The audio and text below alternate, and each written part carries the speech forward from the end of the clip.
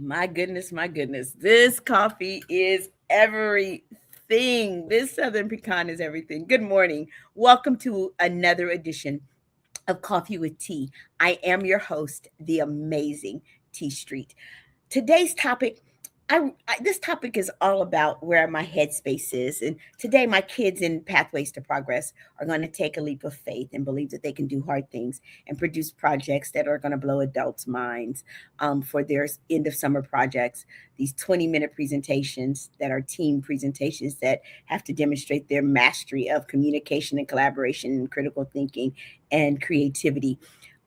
They're going to blow people's minds with these. And they're nervous because for some of these kids, they're going to do the hardest thing that they've ever had to do. Good morning, Jackie. And so I've been telling them for weeks. And then yesterday, as they get prepared for their judged competitions today and tomorrow, I keep reminding them that they can do hard things. And on Monday, my friend Demia Kandai came, who is the songstress and author of Words of Activation. She came and she did one of her spoken word pieces, Dare to Believe. So today's topic comes from a combination of those two things. Dare to believe that you can do hard things. That's what I keep telling our kids. When you get done today, no one will ever be able to put you in a box because you will have demonstrated to yourself that you can do hard things. The hardest thing that you'll ever do isn't climbing a mountain. It's believing that you can. Most people don't lose because the task was impossible, y'all. They lose because they talk themselves out of trying before they ever got started. That's what's wrong with so many of our young people today. They write themselves off before they ever get started and before any of us have the opportunity to write them in. We say things like, I'm not smart enough. I'm too young. I'm too old. I failed too many times. Nobody in my family has ever done that. I told my kids, some of you are doing things that college kids don't do. These projects are bigger and better than some things I've seen from college youth and your high school students. The biggest obstacle isn't in front of you, it's the conversation that's happening inside of you. That's the biggest obstacle.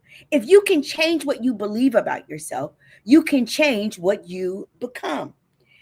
I'm going to give you three things that I want you to remember about this notion. Good morning, Alana, of dare to believe that you can do hard things. The first thing, hard things introduce you to yourself. Hard things introduce you to yourself. The hardest thing I've ever done was making the decision to turn my life around after I had all but wrecked it. Nobody discovers who they really are while they're comfortable. Pressure reveals the possibilities of who you can be. You don't know how brave you are until fear shows up. Without fear, there can be no courage or bravery. You don't know how resilient you are until life knocks you down. You don't know how strong your faith is until your answers don't come immediately. Ooh, that one hit home for somebody. Gold isn't discovered because it's shiny. Good morning, Miss Woods. Diamonds aren't admired because they're soft. Their value is revealed because they survived the pressure. Maybe God isn't trying to make your life harder. Maybe He's introducing you to a version of yourself you've never met. Somebody needed this today. Alana, maybe God is introducing you to a version of yourself that you've never met. James 1 reminds us that the testing of our faith develops perseverance. The hardest thing isn't punishment, it's preparation. Sometimes the challenge isn't blocking your future, it's simply introducing you to it. Number two, stop measuring the mountain and measure your growth. This is what I keep telling my kids. I keep saying to them, all I want you to see is who you were 7 weeks ago and see who you are today, because that's the measure of your success. We spend far too much time looking at how big the problem is. Instead, let's look at how much we've already survived. Can I tell you? I tell people all the time I have survived things that would have killed most people. Remember who I was 3 years ago, who I was 5 years ago, man, who I was a year ago. Can I tell you something? From T last year to T this year, I'm wiser, I'm stronger, I'm more patient, I'm more prayerful. And can I tell you something? Because of what I've survived, I'm more experienced. The mountain didn't shrink, I grew. Your mountain isn't shrinking, you're growing. David didn't beat Goliath because Goliath became smaller. David remembered that God had already helped him defeat the lion and the bear. Past victories, y'all, they become evidence for today's courage. Don't forget your receipts. Y'all got receipts. You already have proof that you can survive hard things. And that's good morning, Wendy. That's what I'm trying to get my kids to. Once they get past today and tomorrow and these things, the next time something hard comes up against them at school, they'll be like, man, I got this. I did the summer project and I did my part. I got on the stage and I ate. That's sign for ate, y'all. I ate. Number 3, your courage gives someone else permission to be courageous too. People tell me all the time, T, I watch you. And girl, I'm watching. But can I tell you, every time I make a move, I'm cognizant that more importantly than some of my friends, my kids are watching. So I know that this journey is bigger than me. Would I choose to do the difficult thing? My kids are watching. My students, they're watching. My friends, my coworkers, they're watching. People rarely become brave because someone told them to. They become brave because they watch somebody else become brave first. Your courage creates a culture of courage.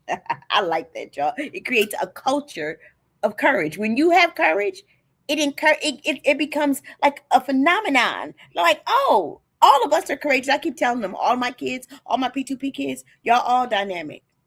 Ain't a weak link in the chain. I tell my kids that every single day. Every generation needs somebody willing to go first. In my generation, my sister was the first one to go to college. My sister just happened to be the person that I looked up to most. And though my parents couldn't go to college, they made sure that we had access to the resources we needed so that we could go to college. My sister did it first. And so because she did, I was like, man, I'm the smartest one in the crew. If my sister can go to college and get a degree, I know I can get a degree.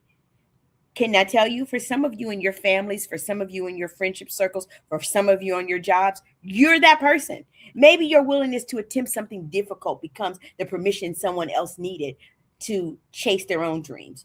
Don't underestimate the ripple effect of your obedience. Your victory can become somebody else's vision. Did y'all hear that? Your victory might just become someone else's vision. So today, when life ask you to do something difficult, don't immediately ask, man, why life asking me to do this? Instead, ask this question: who am I becoming because of this? Because hard things don't just test your belief, they build it. Remember, hard things introduce you to yourself. Stop measuring the mountain because you need to measure your growth.